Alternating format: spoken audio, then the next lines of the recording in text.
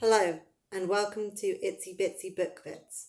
Today I'm going to read to you from Freaky Finales, a series of short stories by C.A. King.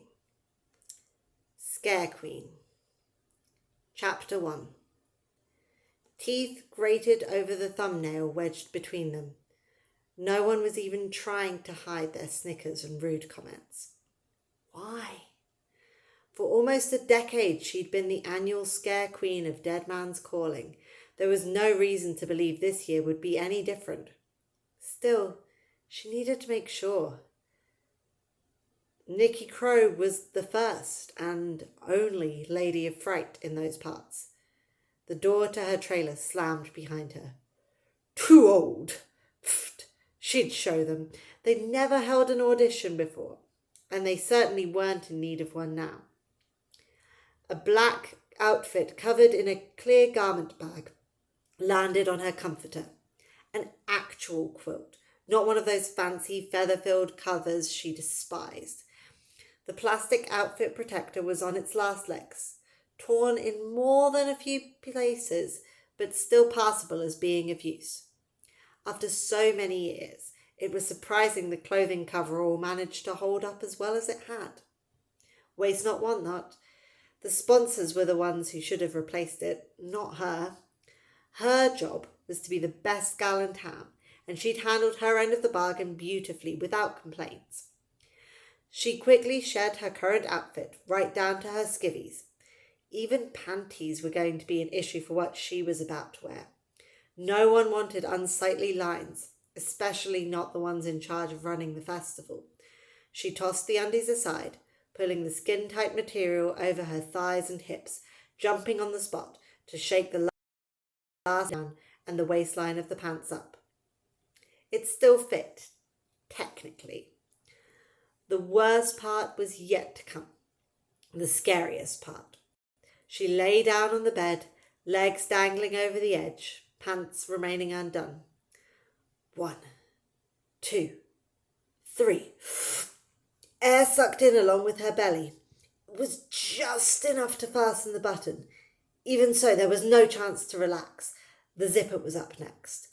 Luckily, outfits from years ago were made to withstand a different sort of pressure. Nicky pulled to no avail. She needed more help and knew exactly where it was coming from. The trusty coat hanger. Steel coat hangers were a thing of the past as well. For some reason, the latest generation preferred the plastic sort. Those poor souls had no idea what they were missing out on. Wire ones were lightweight, took up little room, and had a plethora of uses beside the function they were designed for. The hook part slid inside the zipper hole easily. One hand gripped the hanger's end tightly, pulling upward, while the other pulled the open edges of the pants as close together as possible. Inhaling, she grunted. This was it. She wasn't about to lose the Battle of the Bulge, at least not on that day. Done. She sighed heavily, exhaling. Knock. Excuse me, a girl's voice said from the front of the trailer. They sent me to assist you. Come in, Nicky barked, and give me a hand. The hurdle of doing up the pants was cleared, but she was still stuck on the bed, in a rather precarious position. Oh, the girl exclaimed. Here, I'm Anika, by the way. Their hands clasped together. Unfortunately, Anika was small-framed and without any real muscle bulk. Her assistance alone wasn't nearly enough to pull a person to a standing position without bending the knees. This isn't... Anika grabbed a walkie-talkie with her spare hand. I need help in Mrs. Crow's trailer, immediately. Nicky's eyes widened, blinking several times. This aide wasn't the run-of-the-mill hire. She had enough knowledge to make her a possible asset in the future. Keeping her around was probably a wise choice, at least for the moment. After the position was safely in the bag, severing ties wouldn't be difficult. Becoming this year's scare queen was really all that mattered. The future was still going to be there to worry about later. There was a chance it even involved joining a gym. Reinforcements stormed the trailer, one of which came prepared.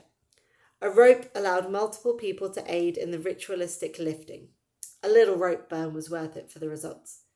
Heave, Anika said. Ho. She was up. Not breathing, but up. That's good. One hand leaned on the side of the trailer, her body following suit. What? Judging eyes tore a strip out of her. Gossip was sure to follow, like always. There'd been enough of that this year, without adding fuel to the fire. The outfit was just washed. It shrunk a little. Give it some time and it'll fit perfectly. Knock, knock, knock. The trailer door opened. You're wanted on set, Nikki, a man announced. What? She explained in disbelief. No. I have another hour before my audition. I'm not ready. A professional is always ready, he smirked. You are a professional, aren't you? Gerard Johnst was the newest sponsor of the annual festival, and as such was taking a hands-on approach to appointing her the First Lady of Fright. He was the bane of her existence, a royal pain in the ass. I most certainly am, she huffed. I'll be right there. She watched him disappear before making a move. Even then, it was only to the door. Nothing was ready to bend as of yet. That meant the stairs were going to be a problem. You! Fingers snapped several times before one outstretched towards the most muscular of the attendants. Lift me down. What? The helper replied. I'm not sure I should. 120 pounds, she blurted out. Are you telling me you can't lift 120 pounds? Truth be told, she hadn't been that weight since her first year as Scare Queen, but no one needed to know that detail. Chapter 2. Just making it to the ground wasn't the end of the problems. Even the black platform shoes felt tight. Feet weren't supposed to get any bigger with age. The idea was crazy. Or did someone switch her shoes for smaller ones? But why would anybody do that sabotage? She gasped, head slowly turning toward the pretty girl trotting along beside her. I'm your biggest fan, Anika said, slowing her steps to align their paces. Honestly, I don't know why they are looking for anyone else. You got that right, she huffed. One day, I want the part. Oh, she explained, covering her mouth with one hand. Not right now, of course. I mean later, much later. I'm nowhere near ready. It's 100 years too soon. A head tick developed just thinking about it. There was a chance this girl wasn't merely an assistant, but was actually there gunning for the part. Her part. Oh, Anika glanced thoughtfully in the distance. I know, I would never presume to be your equal. Uh-huh. The girl was smart, had a pleasant voice, an appearance easy to work with, and above all else was young. Those criteria were enough to make any star nervous. The next big thing was always standing in the shadows, waiting to be discovered. We don't have all day. Gerard Johnst's fingers snapped. Get a move on, ladies. That was easier said than done. Small step waddling was the best she could offer. Even so, merely the smallest of movements were filled with suffering. People were bound to notice. The distance from the trailer to the set was doubled, if not tripled too. There were flashing lights and some sort of commotion happening in the back end of the parking lot, caution tape littering the site as if a horrific production. Today was definitely not her day. If you can't move faster than that, we can't use you, Gerard boldly declared. Reclaiming your crown forfeited.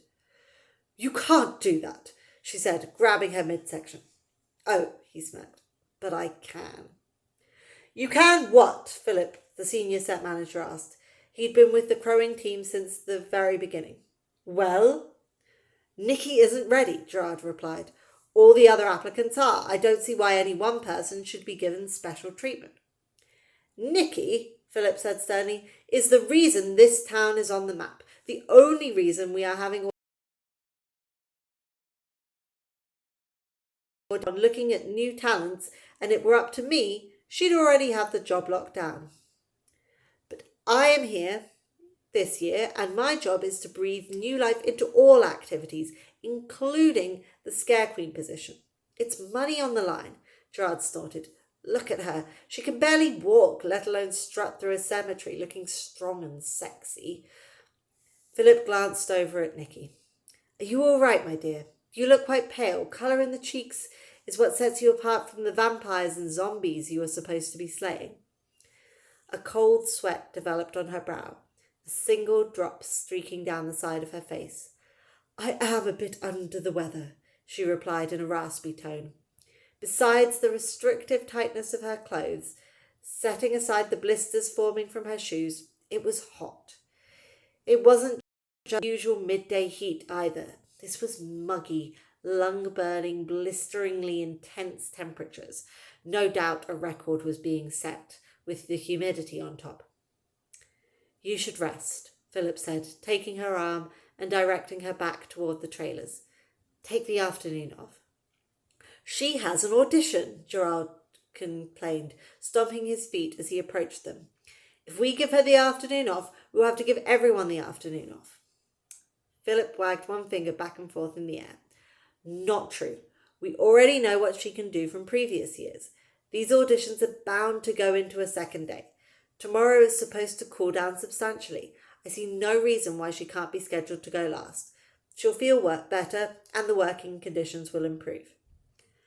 That is giving special treatment, Gerard began.